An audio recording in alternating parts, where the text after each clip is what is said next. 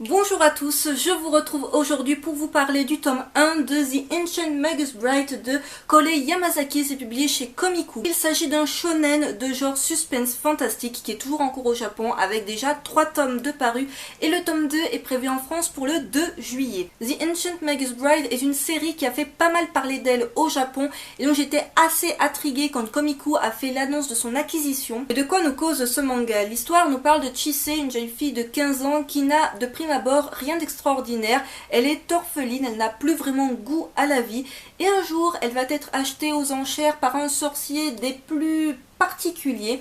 Celui-ci va la prendre de suite sous son aile, lui offrir un toit, lui faire découvrir des choses extraordinaires, des créatures fantastiques et en fait il va en faire sa disciple et également son épouse. Chise est ce que l'on appelle une slave vega, donc on ne sait pas encore à la fin du tome 1 de quoi qu'il s'agit au juste. Chise est prédestinée à devenir une sorcière et grâce à son protecteur un nouveau monde s'ouvre à elle, un nouveau monde merveilleux mais également très dangereux. Ce premier tome de The Ancient Magus Bride au début me laissait un petit peu perplexe. De par la couverture, je savais qu'on allait avoir droit à un manga fantastique. Je trouve vraiment les couvertures resplendissantes, voilà, ça pète niveau couleur, c'est juste génial.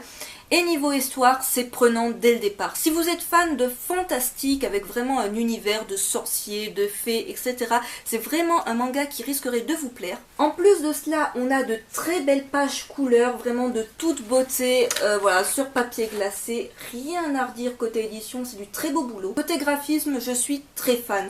Voilà, donc là vous pouvez voir une image de dragon pour vous dire qu'il y a vraiment beaucoup de créatures fantastiques et qu'à la fin de ce tome 1, on n'a encore rien vu. Si vous cherchez un manga fantastique qui sorte un petit peu du lot de ce qu'on a déjà lu, parce que du manga fantastique, on en a bouffé pas mal depuis début 2015, c'est vraiment un titre qui sort du lot de par son univers des plus particuliers et ce personnage principal ultra énigmatique. Ce manga est vendu au prix de 7,90 €, comme je l'ai dit, côté édition il n'y a rien à redire. Je ne dis pas cela parce qu'il s'agit d'un partenariat mais parce que je suis tout simplement honnête.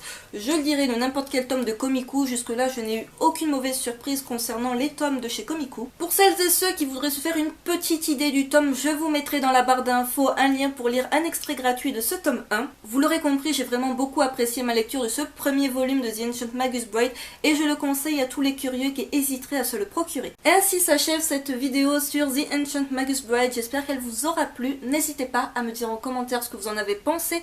Si jamais vous vous êtes déjà procuré ce tome 1, est-ce que vous en avez pensé ou si vous comptez le faire.